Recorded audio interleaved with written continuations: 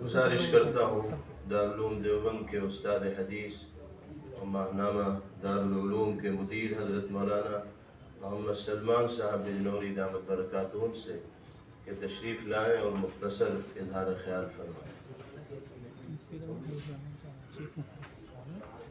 بسم اللہ الرحمن الرحیم، الحمدللہ وکفا وسلام علی عبادہ الذین اصطفیٰ، اما بعد۔ ہم نے ایک ایسا آدمی دیکھا جو اپنی زندگی میں بھی اپنی خصوصیات کے اعتبار سے منفرد سمجھا جاتا تھا۔ پاکیزہ آدمی، صاف ستھری شخصیت، اور ایسا انسان جس کے تقوی کی قسم کھائی جا سکے اس زمانے میں۔ استاد محترم حضرت مولانا سید ارشد مدنی صاحب دامت برکاتہم نے قاری صاحب کی وفات پر جو بہت تاثر کے ساتھ دو جملے فرمائے تھے وہ یاد ہیں۔ فرمایا تھا کہ ایک تو اس شخص کا تقوی بہت مضبوط تھا اور دوسرے اس کو تربیت کا گر آتا تھا۔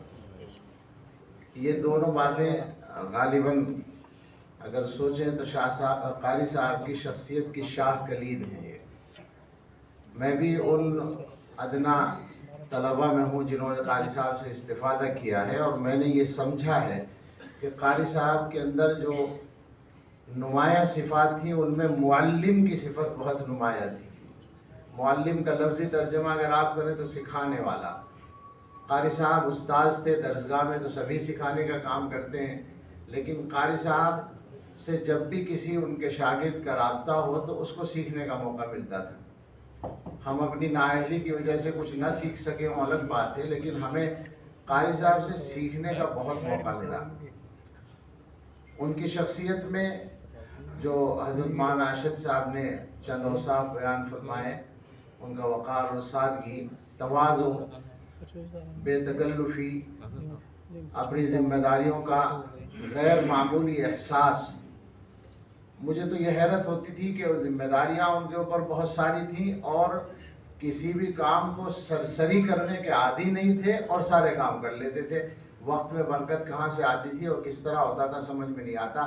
ہمارے پاس کچھ ذمہ داریاں ہوتی ہیں تو ہمیں دیکھ کر ایسا لگتا ہے جیسے سارے ادارے کا بوجھ ہمارے سر پر ہو، ہمیں فرصت ہی نہیں نظر آتی۔ اور قاری صاحب سے ملاقات ہو تو ایسا لگتا تھا کہ بہت اطمینان سے ہیں، کوئی مسئلہ نہیں ہے، لیکن ذمہ داریاں ساری پوری کرتے تھے اور کوئی بھی کام سرسری نہیں کرتے تھے۔ یہ عجیب صفت تھی ان کے مزاج میں۔ اللہ تعالیٰ نے ان کو ذہانت بھی دی تھی اور اصابت رائے بھی دی تھی اور اپنی رائے کا اظہار کرنے کی ہمت بھی دی تھی۔ ہم نے ان کو ہم چھوٹوں کے ساتھ بھی اور اپنے برابر والوں کے ساتھ بھی ان کے بڑوں کے ساتھ بھی گفتگو کرتے دیکھا ہے۔ حضرت مولانا مرغوب الرحمان صاحب رحمۃ اللہ علیہ کے ساتھ ظاہر ہے کہ ان کا معاملہ بہت زیادہ ادب و احترام کا تھا۔ اسی طرح حضرت الاستاذ کے ساتھ بھی بہت زیادہ احترام کا معاملہ تھا، لیکن اپنی رائے ظاہر کرنے میں ان کے یہاں کوئی تکلف نہیں تھا اور کوئی اس میں ذرا بھی تاخیر بھی نہیں ہوتی تھی۔ جس بات کو صحیح سمجھتے تھے اس کا وہ اظہار فرماتے تھے۔ ایک عجیب صفت قاری صاحب کی اپنے اساتذہ کے ساتھ تعلق تھا۔ ان کے بہت خاص استاذ تھے حضرت مولانا وحید الزمان صاحب رحمۃ اللہ علیہ، اور ایک وقت ایسا آیا تھا کہ مولانا دارالعلوم سے علیحدہ ہوئے اور وہ ماحول عجیب ہو گیا، لیکن قاری صاحب شاید ان کے ممتاز تلامذہ میں وہ واحد شخص تھے جو باقاعدگی سے اس زمانے میں بھی ان کی خدمت میں حاضری دیا کرتے تھے اور رابطہ رکھتے تھے۔ تو عجیب صفات ہیں اس شخص کی۔ وہ چلے گئے اور اللہ تعالیٰ نے ان سے جتنا کام لینا تھا وہ کام کر کے چلے گئے۔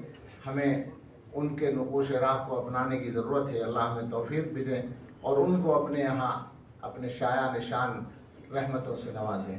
وآخر دعوانا الحمدللہ۔